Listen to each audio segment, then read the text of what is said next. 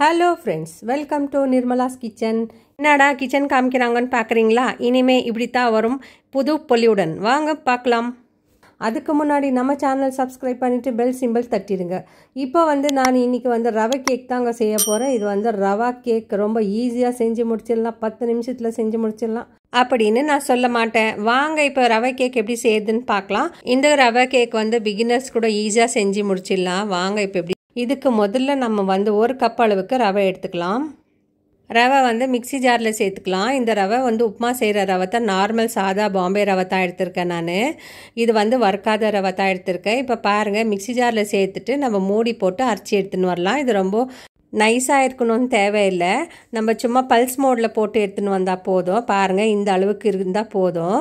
இப்போ இது ஒரு ஓரமாக வச்சுக்கலாம். இப்போ நம்ம மிக்சிங் பவுல் எடுத்துக்கலாம். அதில் அரை கப் அளவுக்கு நான் சர்க்கரை சேர்த்துக்கிறேன். அரை கப் அளவுக்கு தயிர் எடுத்துக்கிறேன், நான் கெட்டி தயிர் எடுத்துக்கிறேன். 1/4 கப் அளவுக்கு ரீஃபைண்ட் ஆயில் எடுத்துக்கிறேன். இதெல்லாம் சேர்த்துட்டு நம்ம நல்லா பீட் பண்ணிக்கலாம். இந்த சர்க்கரை எல்லாம் கரைஞ்சிட்டு நல்லா ஒரு நைஸான பதத்துக்கு வரணும். இது நல்லா ஒரு வெண்ணெய் மாதிரி இருக்கும் நம்ம பார்க்குறதுக்கு. அந்த அளவுக்கு நம்ம பீட் பண்ணி கொடுக்கலாம். பாருங்கள், நான் நல்லா பீட் பண்ணியிருக்கேன். நான் ஃபாஸ்ட் ஃபார்வர்ட் பண்ணியிருக்கேன் கொஞ்சம்.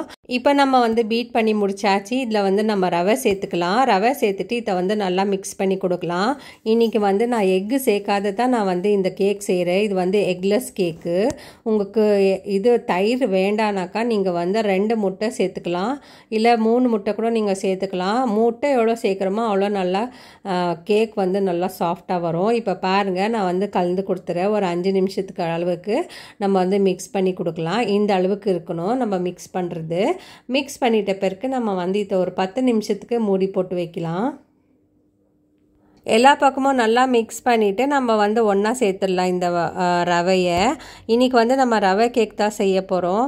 ரொம்ப டேஸ்ட்டாக இருக்கும். இப்போ பாருங்கள், நான் பீட் பண்ணியாச்சு. இதை மூடி போட்டு ஒரு 10 நிமிஷத்துக்கு அப்படியே விட்டுடலாம். 10 நிமிஷம் ஆயிடுச்சு. இப்போ நம்ம ஓப்பன் பண்ணலாம். இப்போ இதுலேயே நம்ம சில பொருட்கள் சேர்த்துக்கலாம். இப்போ நம்ம ஜலடை எடுத்துக்கலாம். நான் ஸ்டைனர் தான் எடுத்துருக்கேன். அதில் 2 டேபிள் ஸ்பூன் அளவுக்கு கொக்கோ பவுடர் எடுத்துக்கலாம். 1 டீஸ்பூன் பேக்கிங் பவுடர், 1/4 டீஸ்பூன் அளவுக்கு பேக்கிங் சோடா, அதுக்கப்புறம் பிஞ்ச் ஆஃப் சால்ட்டு சேர்த்துட்டு நம்ம ஜலடை பிடிச்சிக்கலாம். இப்போ மைதா சேர்க்க போகிறேன். நான் அரை கப் அளவுக்கு மைதா சேர்க்குறேன். மைதா சேர்த்துட்ட பிறகு நம்ம நல்லா ஜல்லடை பிடிச்சிக்கலாம். இதில் கட்டிங்க வரும், சின்ன சின்ன கட்டிங்க. நம்ம எதுக்கு ஜல்லடை பிடிச்சிட்டு போடுறோன்னா இதில் சின்ன சின்ன லம்ஸ் மாதிரி இருக்கும், ஒயிட்டாக. அதனால தான் நம்ம ஜல்லடை பிடிச்சிட்டு போடுறோம். இப்போ பாருங்கள், நம்ம சேர்த்துட்டு இதை மிக்ஸ் பண்ணிக்கலாம். இப்போ நான் 1/4 கப் அளவுக்கு பால் எடுத்து வச்சுருக்கேன். அந்த பால் கூட நம்ம சேர்த்துக்கலாம். பால் தேவைப்பட்டுச்சுன்னா இன்னும் கூட சேர்த்துக்கலாம். எனக்கு இந்த அளவுக்கே போதுமாக இருந்துச்சு. இதை நம்ம ஜென்டலாக மிக்ஸ் பண்ணுறோம். எப்போமோ கேக் செய்யும் போது தான் நமக்கு மெஷர்மெண்ட் கரெக்டாக இருக்கணும். அப்போ தான் நமக்கு கேக் கூட நல்லா வரும். அதனால நம்ம மெஷர்மெண்ட் ஃபாலோ பண்ணி தான் நம்ம கேக்கே செய்கிறோம்.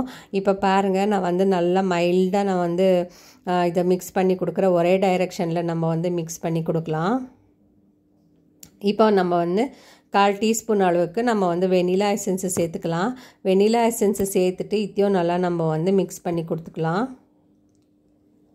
இது மாவு ரொம்ப கெட்டியாக இருந்துச்சுன்னா கொஞ்சமாக பால் சேர்த்துக்குங்க. பால் ஃப்ரிட்ஜிலேருந்து எடுக்காதீங்க, வெளியே வச்சுட்டு அதுக்கப்புறமா யூஸ் பண்ணுங்கள். நீங்கள் பால் ஃப்ரிட்ஜில் இருந்துச்சுன்னா கேக் சரியாக வராது.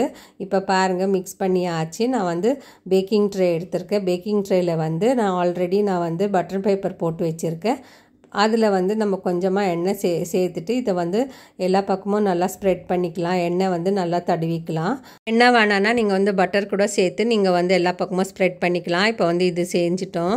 இப்போ நம்ம பீட் பண்ணி வச்சுருக்கிற மாவை இதில் சேர்த்துடலாம். கேக் பேட்டரை இதில் சேர்த்துடலாம். இப்போ பாருங்கள், நான் சேர்த்துடுறேன். எவ்வளோ கெட்டியாக இருக்குது நமக்கு. இந்த அளவுக்கு நமக்கு ரிப்பன் கன்சிஸ்டன்சி வரணும். அப்போ தான் நமக்கு கேக் நல்லா வரும். இப்போ சேர்த்துட்ட பிறகு நல்லா ஒரு 2லேருந்து 3 முறை நல்லா டேப் பண்ணி கொடுக்கும். அப்போ தான் அந்த ஏர் பபிள்ஸ் எல்லாம் வெளியே வரும் நமக்கு. இப்போ பாருங்கள், நான் நல்லா டேப் பண்ணிவிட்டு இது பிளெயினாக இருக்குதுன்னு நான் கொஞ்சமாக பாதாம் சேர்க்குறேன் நான். இப்போ நான் கடாயில் தான் பேக் பண்ணுறேன். கடாயில் நான் உப்பு போட்டு ஆல்ரெடி 10 நிமிஷத்துக்கு ப்ரீ ஹீட் பண்ணுறதுக்கு வச்சுருக்கேன். இப்போ நம்ம சேர்த்துடலாம். கடாயில் சேர்த்துட்டு மூடி போட்டுக்கலாம்.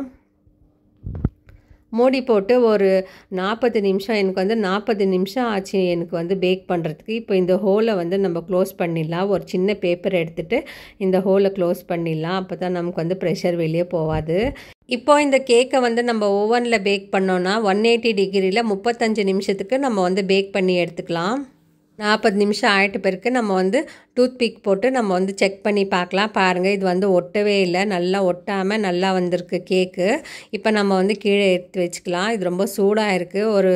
ஒரு அரை ஹவர் வரைக்கும் நம்ம வெயிட் பண்ணலாம். இது வந்து நல்லா சில்லுன்னு ஆகிற வரைக்கும். அதுக்கப்புறம் நம்ம வந்து கத்தி எடுத்து எல்லா பக்கமும் நம்ம வந்து சைட்லலாம் நம்ம கீறி விட்டுக்கலாம். இப்போ பாருங்கள், நான் வந்து கத்தி எடுத்து எல்லா சைட்லேயும் எடுத்து விட்டுக்கிறேன் நான். அதுக்கப்புறம் நம்ம வந்து அன்மோல்ட் பண்ணிக்கலாம். அப்போ தான் நமக்கு ஈஸியாக இருக்கும். இப்போ எல்லா பக்கமும் இந்த மாதிரி பண்ணிவிட்டு நம்ம வந்து அன்மோல்ட் பண்ணிக்கலாம். பாருங்கள், இப்போ வந்து நான் போட்ட உடனே அன்மோல்ட் பண்ணிடுறேன். வெளியே ஈஸியாக வந்துடுச்சு. எனக்கு கேக் வந்து நல்லா வெந்து வந்திருக்கு. இப்போ பாருங்கள், நான் போட்டிருக்கிற பட்டர் பேப்பர் வந்து அது உள்ளவே இருக்குது, வெளியே வரல.